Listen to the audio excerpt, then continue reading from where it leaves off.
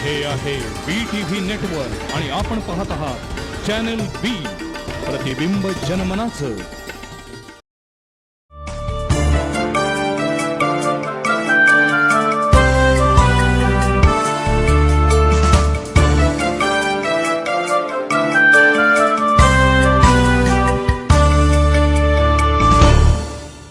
नमस्कार.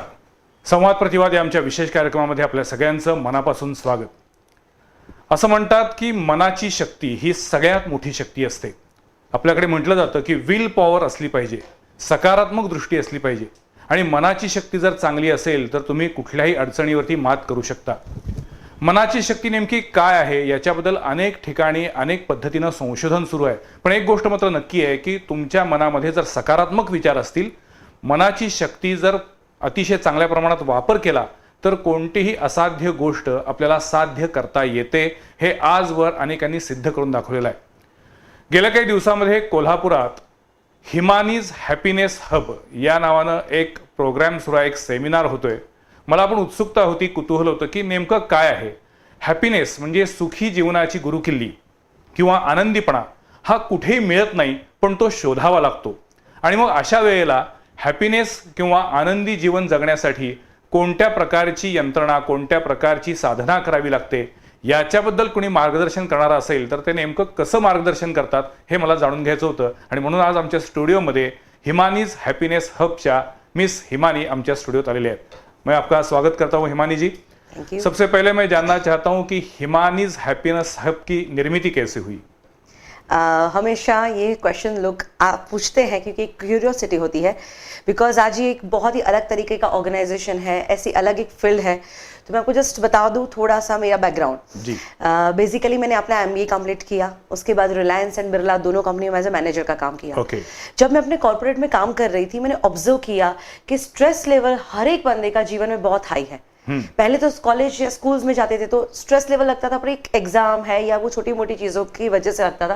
बट जब बाहर की दुनिया को मैंने फेस किया, जब काम करना शुरू किया तो लगा कि नहीं, जीवन में बहुत सारे लोगों के अलग अलग इश्यूज हैं. कुछ ना कुछ उनके थॉट प्रोसेस की वजह से, कुछ स्ट्रेस की वजह से, और हम असली तरह से जिंदगी जीना भूल गए हैं. हमें लगता है कि टेंशन लेना एक सही पद्धति है, स्ट्रेस से ही जीवन जिया जा सकता है. ऐसी सोच वाले लोगों को भी मैंने ऑब्जर्व किया. तो उस वक्त मैं ढूंढ रही थी कि नहीं, जीवन में इनमें से बाहर आके कुछ हैप्पी रहने का भी कोई फॉर्मूला होना चाहिए. एंड उस वक्त अलग अलग शक्तियों के बारे में मैंने पढ़ना शुरू किया, जैसे मन और उसकी अलग अलग शक्तियां हैं. हमारे पास जागृत मन है, अर्धजागृत मन है. ये सारी बातें जब मैंने पढ़ी एंड उस वक्त मैंने स्वामी विवेकानंद के अलग अलग कंसेप्ट्स को पढ़ा. और उन्होंने हमेशा कहा all power is with in you, आप ही आपके भाग्य के विधाता है. तो ये सारी बातों ने मुझे बहुत ही मोटिवेट किया. मराठीमध्ये सद्गुरू वामनराव पै आहेत, ते म्हणतात तूच आहेस तुझ्या जीवनाचा शिल्पकार.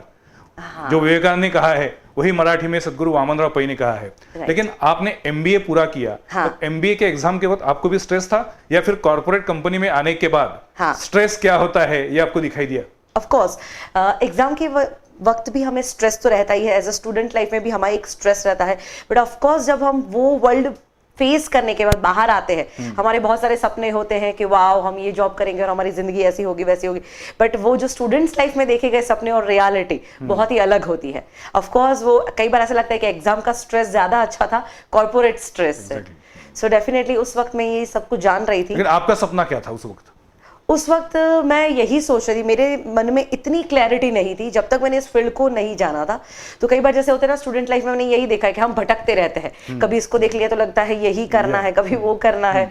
ऑफ कोर्स आप यहाँ ये जो मीडिया का काम करें, मेरा एक ड्रीम ये भी था कि might be I will come in media. अच्छा. सो मीडिया भी मुझे अच्छा लगता था रेडियो सेक्टर में, और उसमें तो मैंने ऑलमोस्ट हमारे ग्रैंड प्रोजेक्ट्स MBA के भी कंप्लीट किए थे. तो मन में हर बार गोल और लक्ष्य बदलते रहते थे. MBA भी इसीलिए किया बिकॉज ऐसा लगता था कि मार्केट में इसकी डिमांड है या सब लोग कर रहे हैं. ये एक्चुअली समझ नहीं थी कि हमारे टैलेंट क्या है या हमें अपने अंदर भी थोड़ा झांकना चाहिए. तो वही हुआ मेरे साथ. तो एक चीज तो बहुत अच्छी हुई कि रिलायंस में या बिरला में जो मैंने स्ट्रेस फेस किया, वो जो नेगेटिविटी फेस की, तो उसकी वजह से मैं कुछ ढूंढने लगी जीवन में. अच्छा. कि मुझे कुछ रास्ता चाहिए. एंड वो रास्ता मुझे यही मन की शक्तियों के द्वारा मिला. एंड जब इन शक्तियों के बारे में जाना तो पता चला कि अच्छा, अगर हम अपने पावर्स को जाने, अपने अंदर थोड़ा झांके, तो शायद सच्ची खुशी हमें भी मिल सकती है. हम शायद बाहर दुनिया कितना भी स्ट्रेस दे, पर वो लेना ना लेना हम तय कर सकते हैं. मैं हमेशा लोगों को कहती हूँ कि दुनिया कचरा फेंकती है, हमें डस्टबिन नहीं बनना है. अच्छा, तो वो चीज़ मुझे वहाँ महसूस हुई एंड लगा कि नहीं, सच्ची खुशी हमारे अंदर है और हम अगर इन शक्तियों के साथ जीना शुरू कर दे तो हम सच में हैप्पी रह सकते हैं। एंड देन आई डिसाइडेड कि चलो मुझे इसी फील्ड में आना है। और इस फील्ड में आने के लिए जब मैंने डिसीजन लिया कि एक माइंड ट्रेनर बनना है, मुझे यही शक्तियों का नॉलेज मुझे लोगों तक पहुंचाना है। असली जीवन जीने का एक तरीका होता है, वो लोग भूल गए हैं। मैं हमेशा कहती हूँ कि आप कोई भी प्रोडक्ट खरीद के लाओ, आप एक फ्रिज लेके आओ, टीवी लेके आओ, तो आपको एक मैनुअल मिलता है हाउ टू यूज। पर एक बेचारा बच्चा जब जिंदगी में आता है, इस धरती पे आता है, उसे कोई मैनुअल नहीं भेजते भगवान कि हाउ टू लिव। तो अक्सर हम दुनिया को देख के, नेगेटिविटी को देख के पहले उसे ऑब्जर्व करके उस तरह से जीना शुरू कर देते हैं। लेकिन माइंड ट्रेनर बनने के लिए आपने कुछ ट्रेनिंग ली है? अलग बात। ऑफ कोर्स, ये मेरी जब जर्नी मैंने बिरला की जब मैं कर रही थी, उसी वक्त से मैंने ये सारी बातों को पढ़ना शुरू किया। देन मुझे लगा कि मुझे इसी फील्ड में जाना है। मैंने अपनी जॉब से रिजाइन किया और इसी फील्ड में अलग अलग प्रोग्राम्स लेना शुरू कर दिया। आज आप मेरे ब्रोशर्स पे जो मेरी डिग्रीज देख रहे हैं, करीबन मैंने खुद के ऊपर 9 लाख से भी ज्यादा का खर्चा किया है ऐसी अलग अलग डिग्रीज हासिल करने में। मैंने बहुत सारे नेशनल ट्रेनर्स को भी सुना, इंटरनेशनल ट्रेनर्स को भी सुना, बहुत सारे आध्यात्मिक प्रोग्राम, स्पिरिचुअल जो ट्रेनर्स होते हैं उनके पास जाके भी ये नॉलेज लिया। आपने जो अभी कहा वो भी एक स्ट्रेस का मुद्दा नहीं है कि मुझे कुछ सीखना है तो 9 लाख रुपया खर्चा करना पड़ता है? जो गरीब आदमी हो उसके लिए स्ट्रेस की बात नहीं है? हाँ, बहुत अच्छी आपने बात करी। मैं वही देखती हूँ कि ऑफ कोर्स मुझे इस फील्ड में आना था और मुझे ट्रेनर बनना था, तो मैंने ये एक्सपेंस किया। बट मैंने यही डिसाइड किया कि हर बंदे की वो कैपेसिटी नहीं है कि वो 9 लाख खर्च सके, या वो वही सारी चीज़ों के बारे में जो मैंने ये किया, मेरे बहुत साल मेरे गए या बहुत सारे टाइम मैंने इसके अंदर इन्वेस्ट किया, सबके लिए पॉसिबल नहीं। तो इसीलिए हमने डिज़ाइन किया कि हम ऐसे अलग अलग हमारे प्रोग्राम्स डिज़ाइन करते हैं जिसके अंदर ये इतना आपको फीस भी नहीं भरना है। हमने जैसे कोल्हापुर के अंदर 1 हफ्ते तक हमने माइंड पावर के फ्री सेमिनार्स किए और जो सभी के लिए ओपन था। तो वो 2-3 घंटे के प्रोग्राम में हमने किया तो मैंने जो सीखा है उसमें से जो बेस्ट चीजें हैं उसका एक मर्म उनको दिया है। जैसे फॉर एग्जांपल योगा आप करते हैं तो अलग अलग बहुत सारे योगा है, पर मानो आप एक बंदे को सिर्फ सूर्य नमस्कार सिखा दे तो उसको बहुत फायदे हो गए। मानो उसको ज्यादा सीखने की जरूरत नहीं, सिर्फ वो एवरीडे सूर्य नमस्कार की हैबिट बनाता है, तो आप कह सकते हैं कि सारे आसन का फायदा उसमें आपको मिलने लगता है। तो मैं कहती हूँ हमारे प्रोग्राम सूर्य नमस्कार का समर्थन करती है। हाँ, कि शॉर्ट में, क्योंकि वे भी देख लिया कि लोगों के पास ज्यादा वक्त नहीं है। मैं ये नहीं कह सकती क्योंकि हमारे पास तो सिखाने के लिए ऐसे कि 1 महीना आके भी मेरे साथ ट्रेनिंग ले तो भी कम पड़ेगा। नहीं, मैंने इसलिए कहा कि सूर्य नमस्कार को विरोध भी ज्यादा हुआ था, इसलिए मैंने कहा कि आप समर्थन करती है।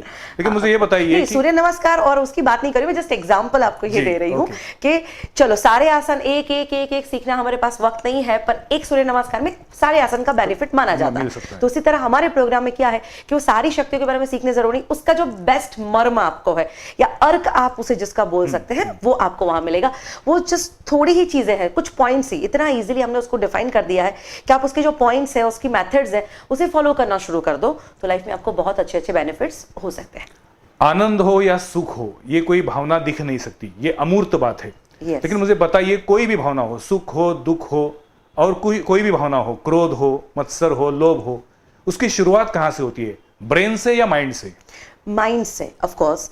और ब्रेन और माइंड में क्या डिफरेंट? हाँ, मैं आपको बता देती हूँ। जैसे आपने एक तो पहले मैंने अपना वो क्वेश्चन, आपका फर्स्ट क्वेश्चन था कि हिमानीज हैप्पीनेस हब नाम क्यों रखा, वो मैं कंप्लीट कर देती हूँ। तो इसी फील्ड में आई और मुझे यही लगा कि फाइनली हम सभी को जीवन में क्या चाहिए। कोई कहता है कि मुझे बहुत पैसा चाहिए, कोई कहता है समाज में मुझे नाम चाहिए, कोई कहता है अच्छा स्वास्थ्य चाहिए, कोई कहता है मैं दूसरों की मदद करना चाहता हूं। पर मैं कहती हूं, मैंने सब देख लिया, इस दुनिया में कोई भी बंदा कुछ भी कर रहा है, अल्टीमेटली वो जीवन में सिर्फ खुशी पाना चाहता है। जी। जैसे कोई कहे कि मैं पैसे के लिए काम करता हूं, तो मैं उसको पूछती हूँ, ठीक है तुम्हारे पास बहुत पैसे आ गए, अब? वो कहेगा मेरे पास बंगला होगा, गाड़ी होगी। मैं बोला वो आ गया, अब? बोले अब नौकर होंगे, चाकर होंगे। मैं बोला चल वो भी आ गया, अब? तो बोले अब मुझे मजा आएगा, मुझे खुशी मिलेगी। तो भाई तो अल्टीमेटली पहुंचा ना कि तुझे पैसा और ये सब कुछ क्यों चाहिए, क्योंकि वो तुझे खुशी देता है। कोई कहेगा मुझे दुनिया में अपना नाम बनाना है, तो उससे उसको खुशी मिलती है। आप आज काम क्यों कर रहे हैं? मानो आप अपना करियर बनाना चाहते हैं जिससे आपको खुशी मिल रही है। तो अल्टीमेटली हर एक काम के पीछे का एक मर्म ये होता है कि हमें अंदर से हैप्पी रहना है, हम अपने आप को खुश रखना चाहते हैं, दुख से दूर, खुशियों को अपने पास। तो अल्टीमेटली जीवन का मैसेज यही है, खुश रहो। तो इसीलिए हमने डिसाइड किया कि ऑर्गेनाइजेशन का जब हम नाम डिजाइन कर रहे थे, अल्टीमेट हैप्पीनेस इज एवरीथिंग, और हैप्पीनेस के अंदर वो सारी फीलिंग आ गई, पॉजिटिव फीलिंग, सेटिस्फैक्शन की फीलिंग्स। तो हैप्पीनेस हब हमने इसीलिए नाम रखा कि मैं कहती हूँ जीवन को खुशियों का केंद्र बनाना शुरू करो। हम अपने आप को दुख का केंद्र, टेंशन का केंद्र बना देते हैं। एंड आपका ये जो क्वेश्चन था मन और दिमाग, माइंड यानी मन, दिमाग यानी ब्रेन। दिमाग शरीर का एक अंग है जिसे आप देख सकते हैं। मानो अगर कोई खोपड़ी को खोले तो दिमाग दिखेगा, दिमाग मिलेगा, बट ऑफ कोर्स आप पूरा शरीर खोल के देख लो, आपको मन नहीं मिलता, मन नहीं दिखता।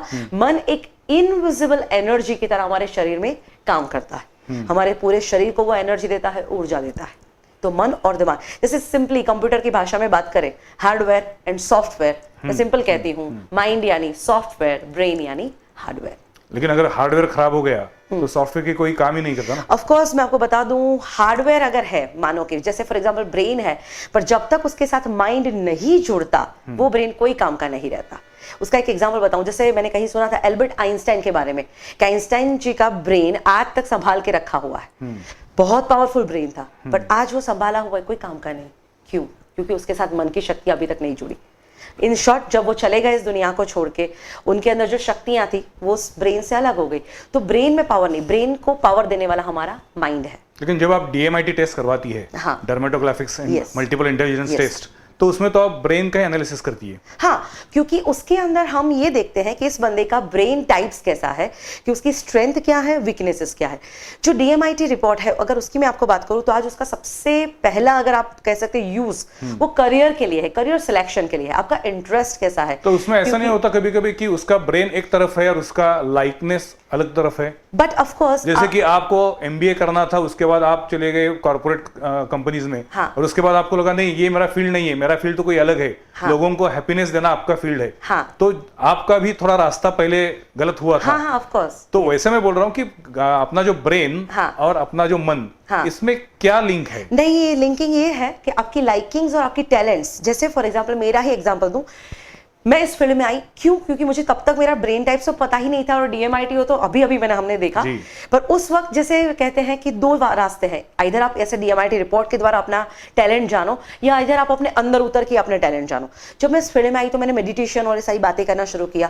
थोड़ा जब हम कहते हैं कि हम अपने अंदर उतरते हैं तो हमें एक आवाज सुनाई देती है, जैसे हम कहते हैं अंतर आत्मा की आवाज, जो इस दुनिया में सबसे पावरफुल आवाज है।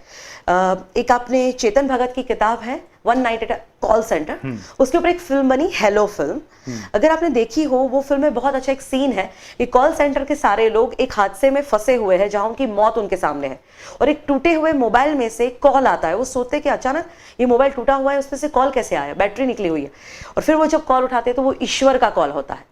एंड ईश्वर उनको कहते हैं कि बेटा तुम कॉल सेंटर में पूरा दिन सबके कॉल उठाते हो, क्या तुमने मेरा कॉल उठाया? बोले आप हमें कॉल करते हैं, कब करते हैं, हमें तो पता ही नहीं।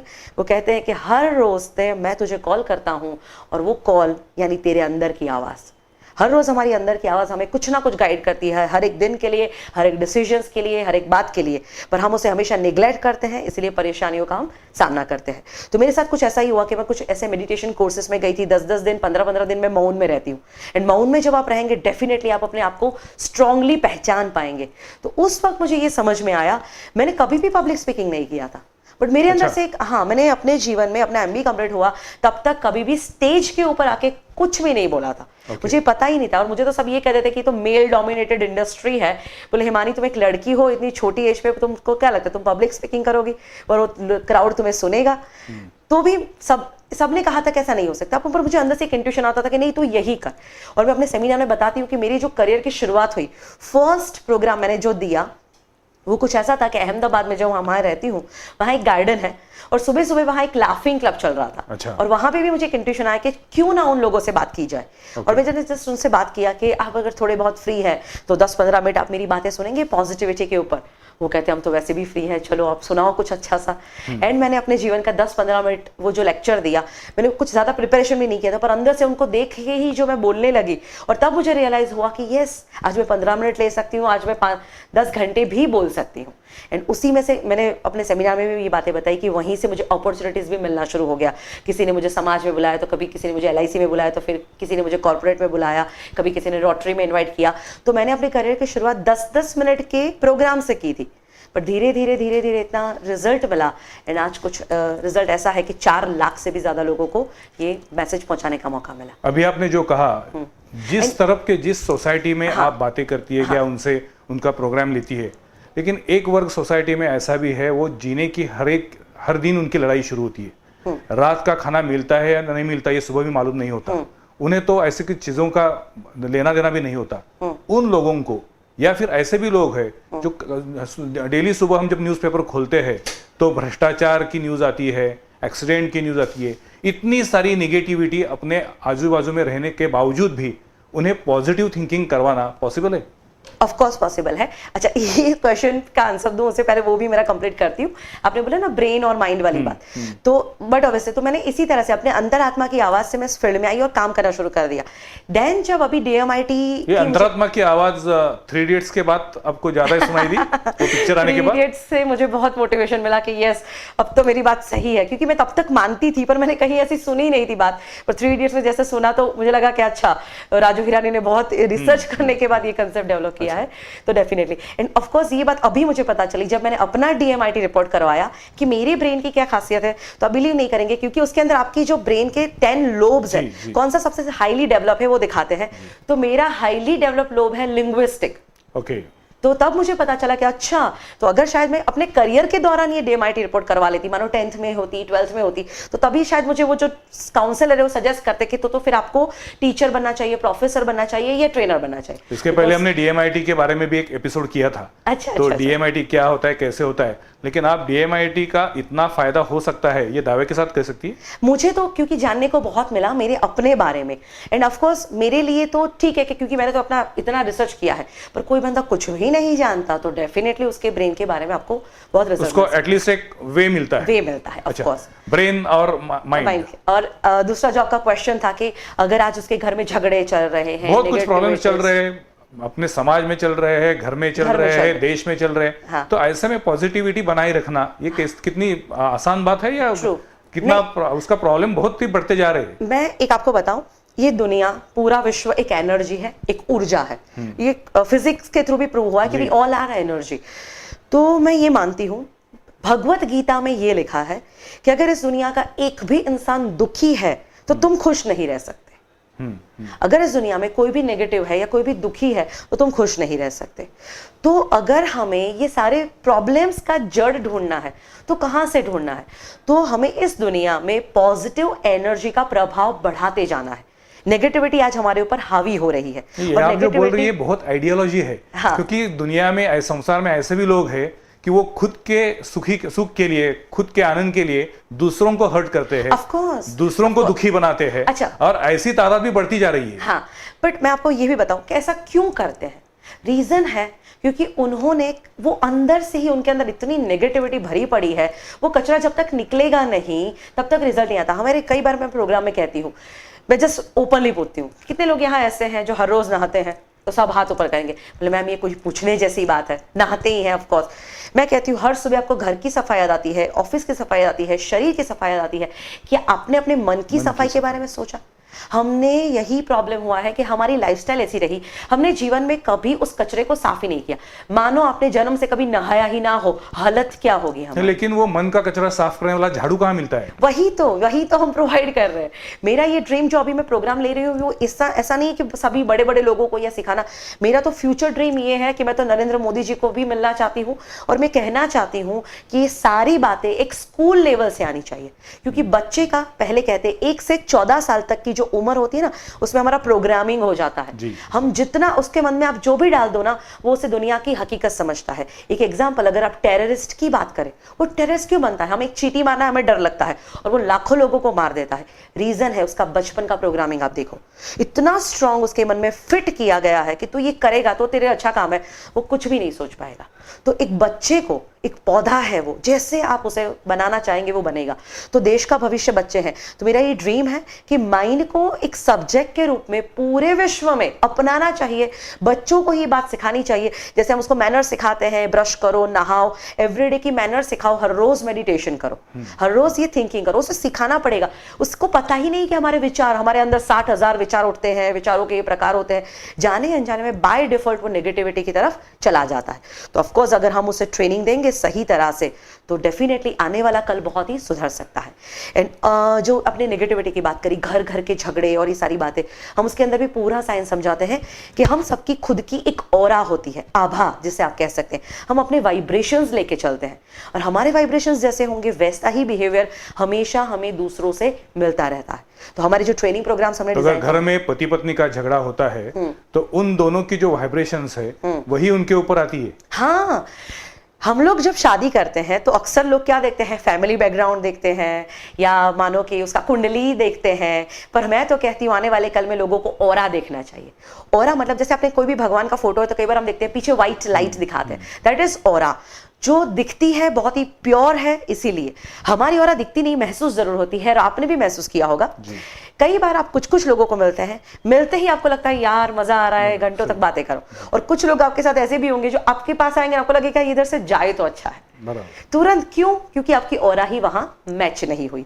मानो एक बंदा पॉजिटिव है और दूसरा नेगेटिव है, तुरंत ऑरा क्लैश होगा। दोनों का नेचर अलग है और उसकी ऑरा विचार अलग है, तो क्लैश होगा। तो हस्बैंड वाइफ के लिए तो बहुत इंपॉर्टेंट है। और इसके ऊपर बहुत ही इंपॉर्टेंट बात की है। मुझे लगता है शादी करने वाले जो युवक युवती है वो पहले ऑरा के बारे में जान ले और इस तरह से अगर विचार करे तो कई मुद्दे का हल हो निकल सकता है। Of course. हिमानीज हॅपीनेस हबच्या मिस हिमानी आपल्या सोबत आहे।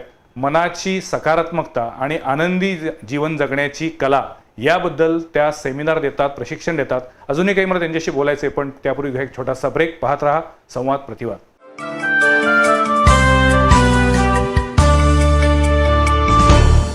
निसर्गाच्या कुशीत हिरव्यागार तुलईत ऐतिहासिक पन्हाळ्यानजीक साकारतय 58 फार्म हाऊसचं परिपूर्ण नगर पूजा ग्रीनलँड। 1, 2 आणि 3 BHK चे 700 ते 1,500 चौरस फुटांचे स्वतंत्र आणि ट्विन फार्म हाऊसेस। ताणतणाव, धावपळ, दगदग, प्रदूषण, गोंगाट यापासून दूर निसर्गरम्य वातावरणात आधुनिक सोयीसुविधांयुक्त पूजा ग्रीनलँड मधील तुमचं फार्म हाऊस म्हणजे मनशांतीचं, रिफ्रेश होण्याचं डेस्टिनेशन। पहिल्या फेजच्या पूर्ततेनंतर दुसरी फेज गतीनं पूर्णत्वाकडे। त्यामुळं बुकिंगसाठी उशीर करू नका। संपर्क पूजा बिल्डर्स अँड डेव्हलपर्स, भक्ती पूजा नगर, मंगळवार पेठ, कोल्हापूर।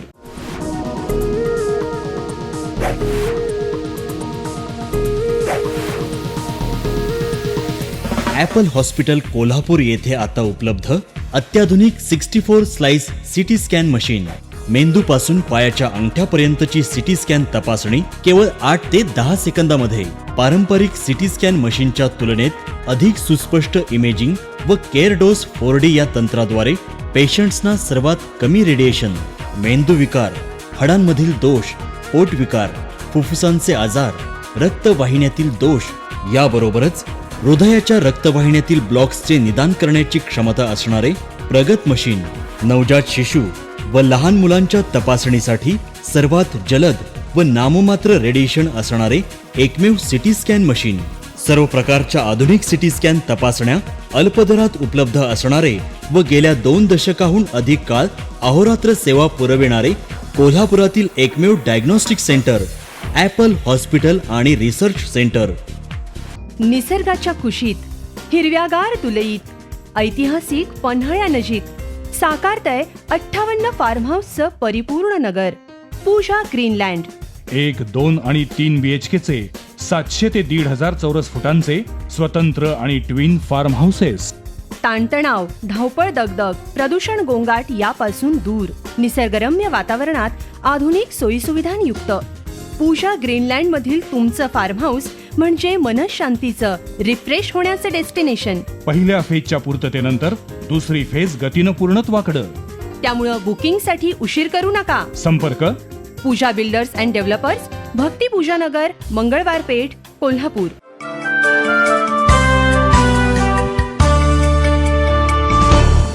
ब्रेक नंतर पुन्हा एकदा आपल्या सगळ्यांचं स्वागत। संवाद प्रतिवाद मध्ये आज आपण बोलतो आहोत हिमानी यांच्याशी। हिमानी यांनी गेल्या काही दिवसांपूर्वी कोल्हापुरामध्ये हॅपीनेस म्हणजेच आनंदी जीवन जगण्याची कला याबद्दल काही सेमिनार घेतले होते। त्याला प्रचंड गर्दी सुद्धा झाली होती आणि त्यावेळी माझ्या मनात उत्सुकता निर्माण झाली होती, खरोखर आनंदी जीवन जगण्याची कला अशी शिकवून मिळते का, शिकवून शिकता येते का, याबद्दल मला जाणून घ्यायचंय।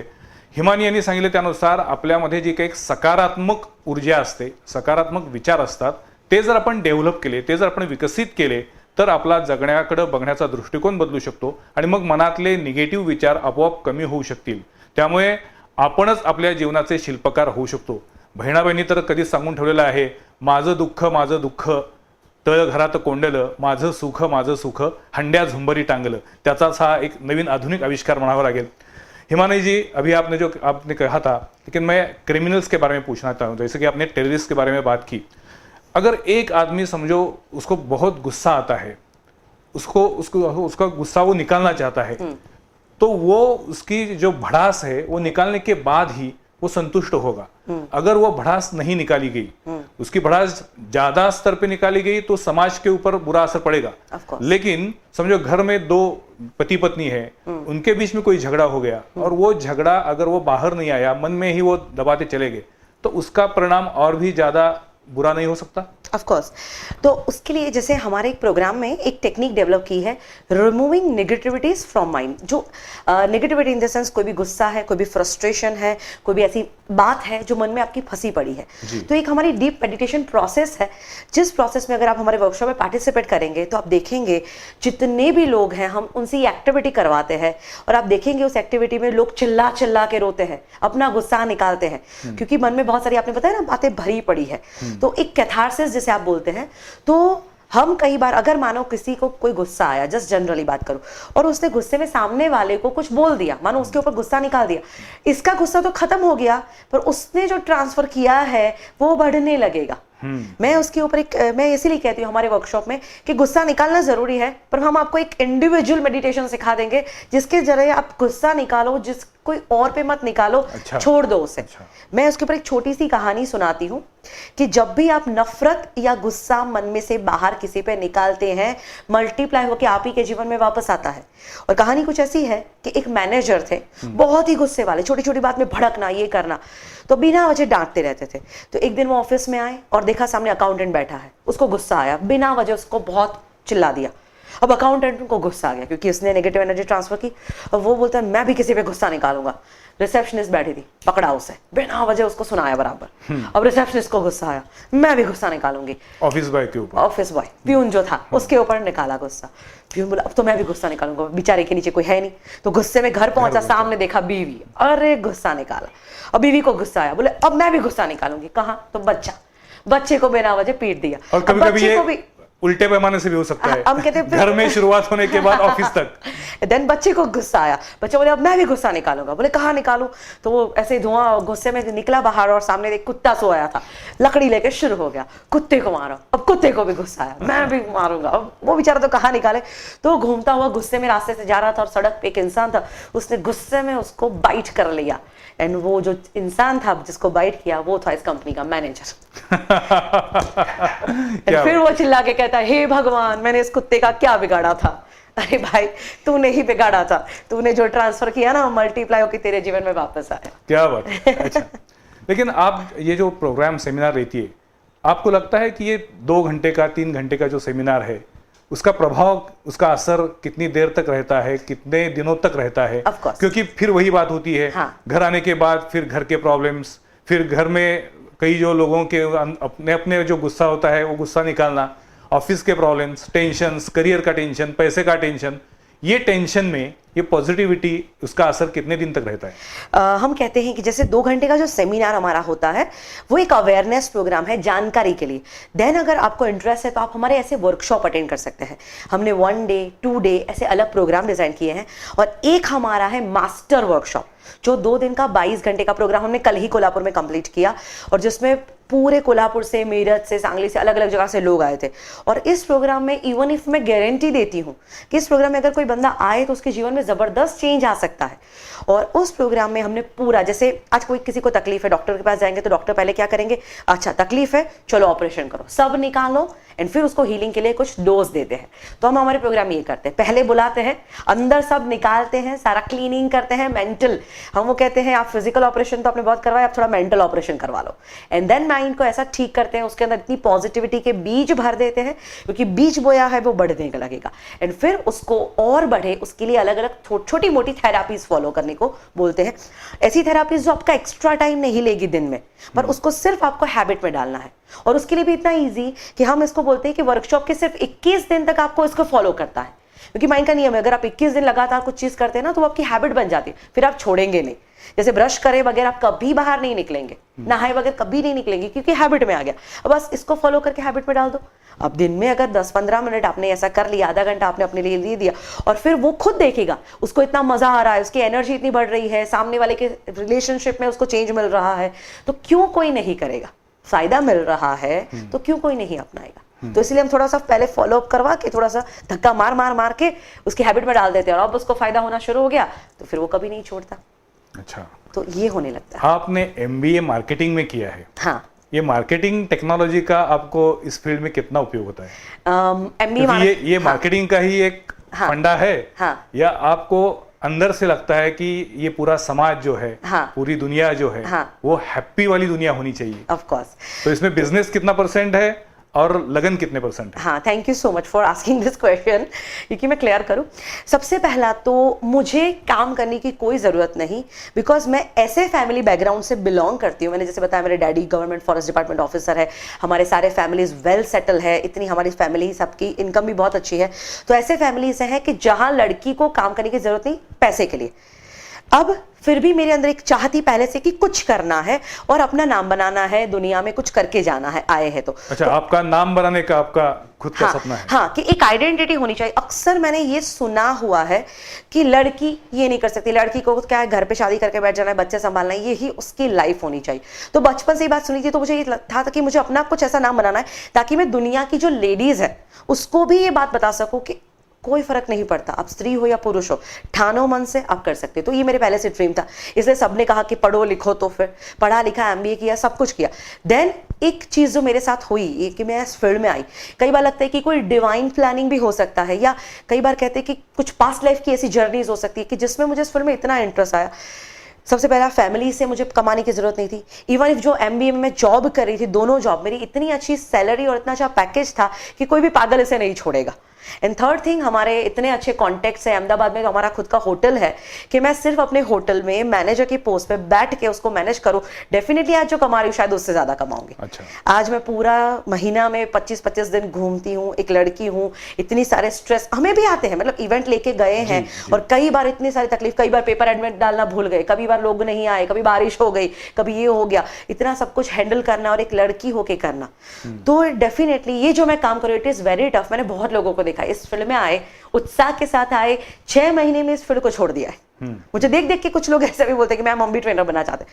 मैं बोला, पैशन होगा तो ही कर पाओगे, प्रोफेशन के रूप में आओगे नहीं कर पाओगे। It is very tough. तो पैसा कमाने के लिए मेरे पास बहुत रास्ते थे, इस फील्ड से नहीं।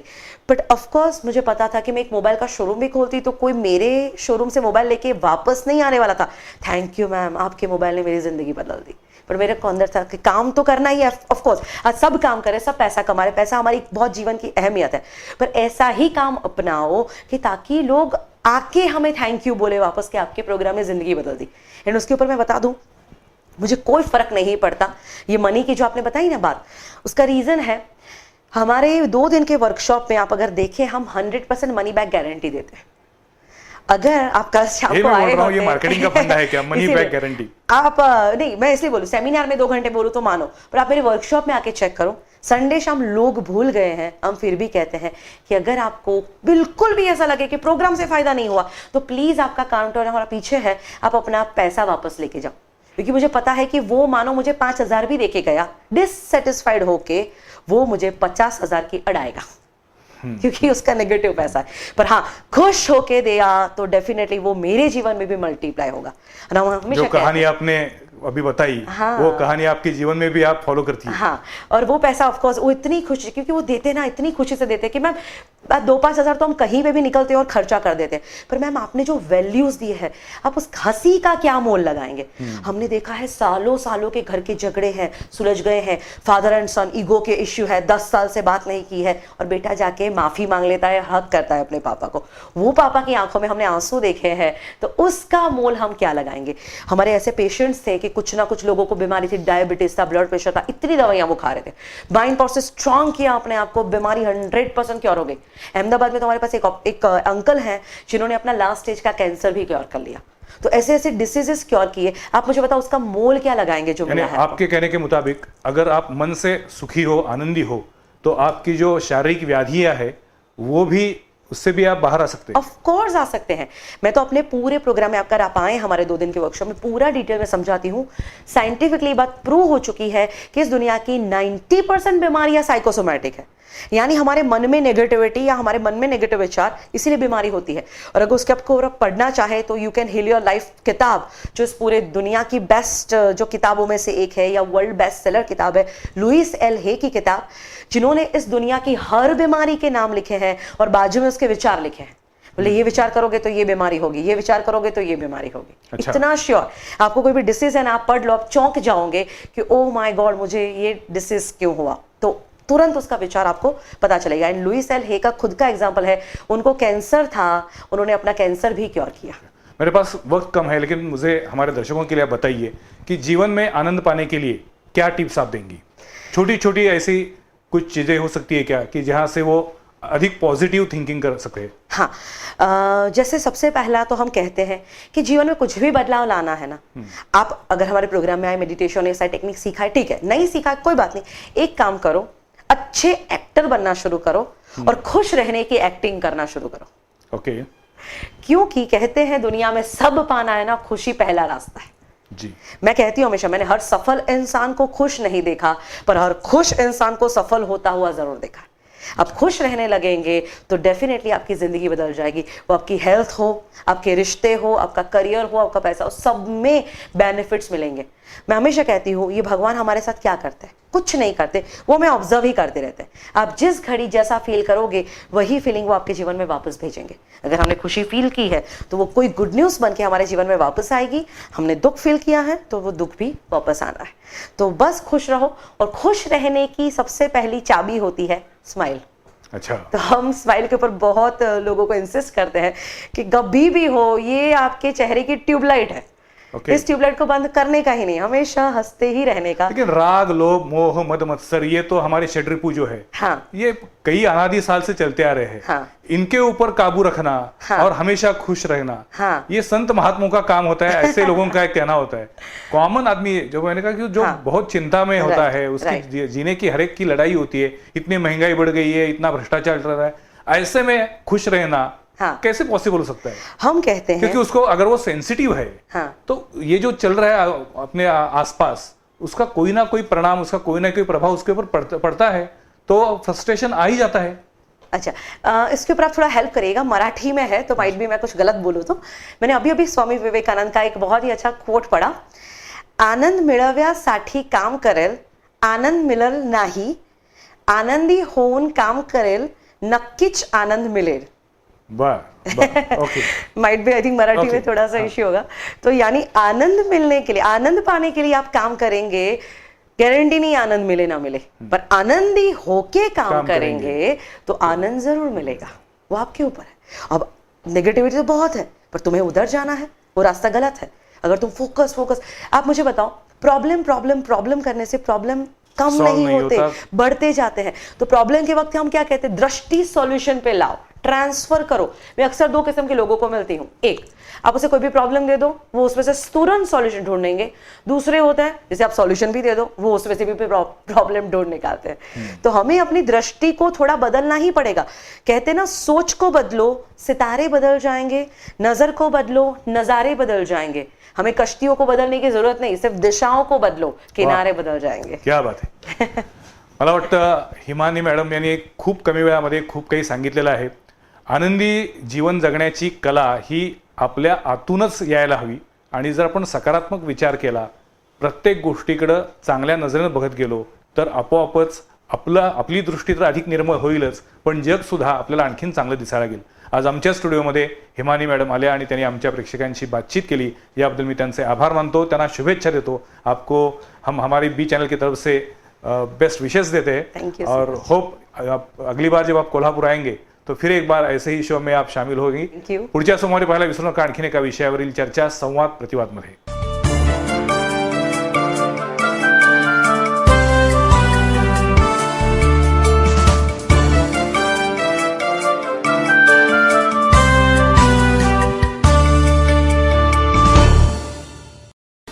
आहे BTV नेटवर्क आणि आपण पाहत आहात चॅनल B, प्रतिबिंब जनमनाचं.